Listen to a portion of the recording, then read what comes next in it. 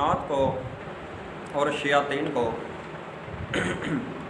گھر سے بھگانا، یا کسی مریض کے اندر جن داخل ہو، یا ایسے ہی آپ اچانک کسی جگہ پہنچتے ہیں، کسی مریض کے اندر، کسی آدمی کے اندر، کسی عورت کے اندر، کسی مرد کے اندر جنات موجود ہیں اور اس مریض کی حالت بہت زیادہ خراب ہے، چیخ و پکار ہے، یا کسی گھر کے اندر جنات کا بسیرا ہے، اور ان جنات کو گھر سے بھگانے کے لیے، یا جس جگہ جنات مسلسل رہ رہے ہیں اور وہ وہاں کے لوگوں کو تنگ کر رہے ہیں، یا اس کے گھر والوں کو تنگ کر رہے ہیں، یا ایسی جگہ ہیں وہاں پہ جو جاتا ہے اس کو وہ تنگ کرتے ہیں، میرے محترم بھائی ایک ایسا ان کے لیے مجرب نسخہ ہے، اور ان کے لیے ایک ایسا مجرب عمل ہے، اور ان کے لیے یہ موت ہے، اور انشاءاللہ وہاں پہ جن کبھی ٹک نہیں سکے گا، اور جن وہاں پہ کبھی ٹھہر نہیں سکے گا، اور جن کبھی وہاں پہ رکے گا نہیں۔ اور یہ کوئی عام عمل ہے، یہ نبی پاک علیہ الصلوۃ والسلام کا بتلایا ہوا طریقہ کار۔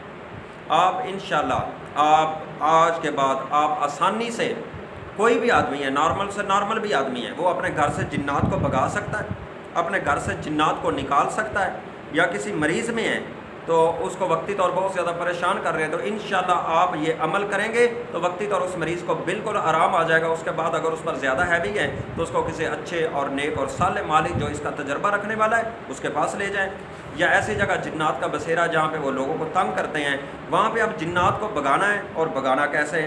اب کوئی کسی عامل کی ضرورت نہیں ہے، کسی بابے کی ضرورت نہیں ہے، کسی نجومی کی ضرورت نہیں ہے، کسی کاہن کی ضرورت نہیں ہے، کسی جادوگر کی ضرورت نہیں ہے، کسی عیسائی کی ضرورت نہیں ہے، کسی کالے علم والے کی ضرورت نہیں ہے۔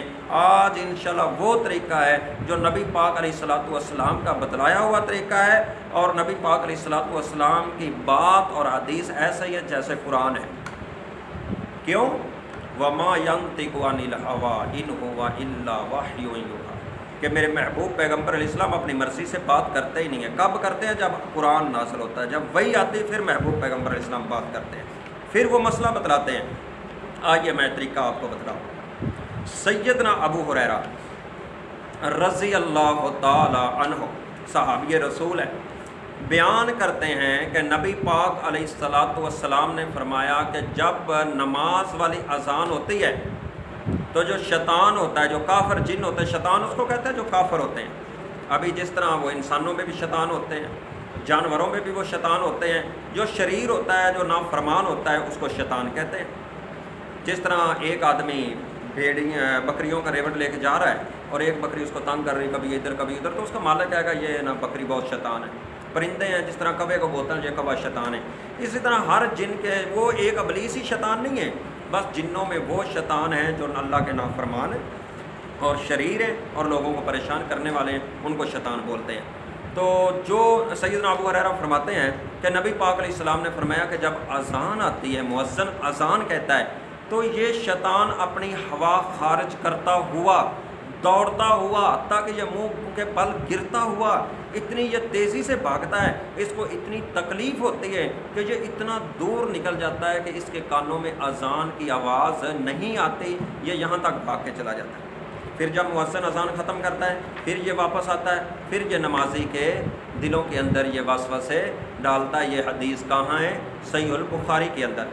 آئیے اب میں آپ کو طریقہ کار بتلاتا ہوں کہ گھر سے جنات کو کیسے بھگانا ہے، آپ نے کیا عمل کرنا ہے۔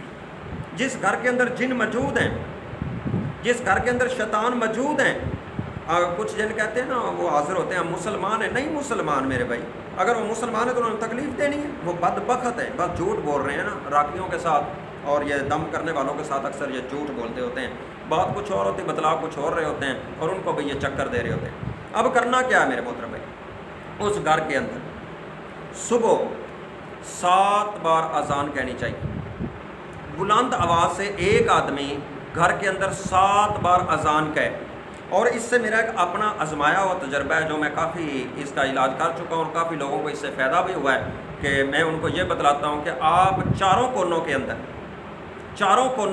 گھر کے چاروں کونوں کے اندر، ایک کونے کے اندر دائیں کے اندر کھڑا ہو ایک آدمی، اور وہاں پہ وہ اذان کہے، پھر وہ دوسرا، تیسرا، چوتھا، چاروں کونوں کے اندر وہ اذان کہے، اور وہ اذان 3 بار کہے یا 7 بار کہے۔ یہ عمل وہ صبح بھی کرے اور شام بھی کرے، جب وہ یہ عمل اپنے گھر کے اندر صبح اور شام کرنا آدمی شروع کر دے گا، میں کہتا ہوں کہ 11 دن نہیں پڑیں گے کہ اس گھر کے اندر جن بھاگ جائیں گے، اس گھر کے اندر سے جن نہیں ٹھہریں گے، کسی مالج کے پاس جانے کی ضرورت نہیں، کسی کو گھر میں بلانے کی ضرورت نہیں، کسی کو بکرا چھترا دینے کی ضرورت نہیں۔ کتنا یار آسان طریقہ ہے، کتنا اچھا طریقہ ہے، اور یہ جن کے لیے موت ہے، جب اذان کے وہ لفظ سنتا ہے اس کے لیے یہ موت ہے۔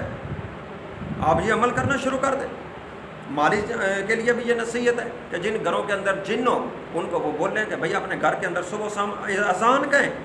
وہ جو ایک گھر کے اندر نمازی برعکس ہونا یہ چاہیے کہ نمازی آدمی ہو گھر کے اندر، جو 5 وقت کی نماز پڑھتا ہے، اس کا یہ ذمہ کام لگائے کہ وہ 7 اذانیں صبح کہیں، 7 اذانیں شام کہیں۔ انشاءاللہ اللہ کے حکم سے 40 دن آپ مکمل یہ کام کر لیں، آپ کے گھر کے اندر کوئی شیطان کا باپ بھی نہیں ٹکے گا۔ مارد کیا، فرید کیا، اس کا باپ ابلیس بھی آ جائے تو وہ بھی اس جگہ پہ نہیں ٹکے گا۔ جاؤ، یہ آج کے بعد مجرب نسخہ ہے، کسی کے پاس جانے کی ضرورت نہیں ہے۔ انشاءاللہ اللہ کے حکم سے اس کو آزماؤ اور گھر سے جن کو بگاؤ۔ جہاں بھی جن ہے، بڑے سے بڑا جن آ جائے، کتنا بھی بڑا طاقتور کیوں نہ آ جائے، کتنا بھی بڑا شریر کیوں نہ ہو، مارد کیوں نہ ہو، فرید کیوں نہ ہو، نہیں گھر کے اندر ٹکے گا۔ حدیث کا ہے بخاری کے اندر، راوی کون ہے؟ ابو ہریرہ۔ بیان کس نے کی؟ نبی پاک علیہ الصلوۃ والسلام نے۔ اور اس کے آگے جو 7 بار میں نے طریقہ بتلایا ہے یہ میرا آزمایا ہوا ہے، اور حدیث کے لفظ یہی ہیں کہ نبی پاک علیہ السلام نے فرمایا یہاں پہ اذان ہوتی وہاں پہ شیطان نہیں ٹکتا۔